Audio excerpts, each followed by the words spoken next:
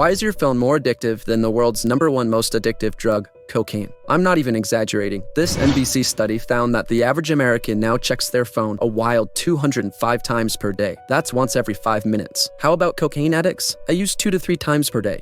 I almost didn't believe this until I looked at my total screen time yesterday. 10 hours and 25 minutes. My grandma would have a heart attack. So how the hell did I get so addicted to my phone without even realizing it? It's because studies have proven that your phone triggers 200% more dopamine than cocaine.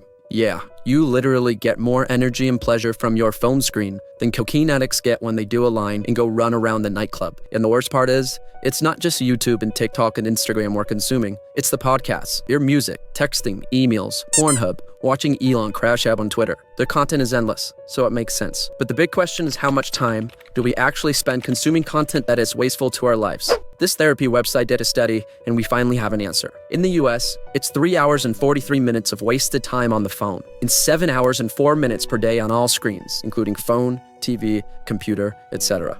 Consuming content is literally more addictive than the $88 billion cocaine market. And guess what? It's legal, and it's even harder to quit. So the world is literally in a consumption crisis, and nothing is changing anytime soon.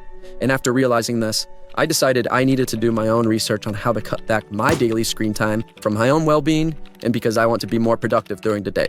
Here's what I found. And before I dive in, hit that subscribe button for me because YouTube likes it and I appreciate you. Here's what actually made a difference. And this is backed by Stanford psychologist Dr. Kelly McGee for short, so you can take her word, not mine. The one habit is this. It's creating something, not consuming something. Did you hear that?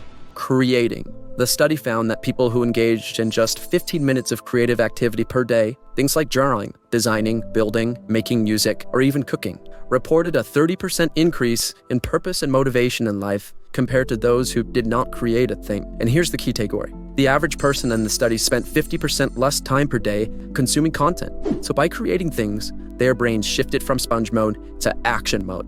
Instead of doom scrolling and watching 20 videos about how to make a faceless YouTube channel, just get started. And guess how I know this? Because I spent over 6 months trying to figure out the highest paying niches on YouTube, and I overthought everything from channel names to scripts to descriptions before I started this channel. I knew how to grow a business, but for some reason, creating content that involved sharing my life and opinions seemed difficult and scary to me. Guess what got me over that fear? Just starting. I share this with you so you can learn from me. Whether you want to start your own YouTube channel, clothing brand, AI company, or mac and cheese bar, learn from my mistakes and just do this. Start creating.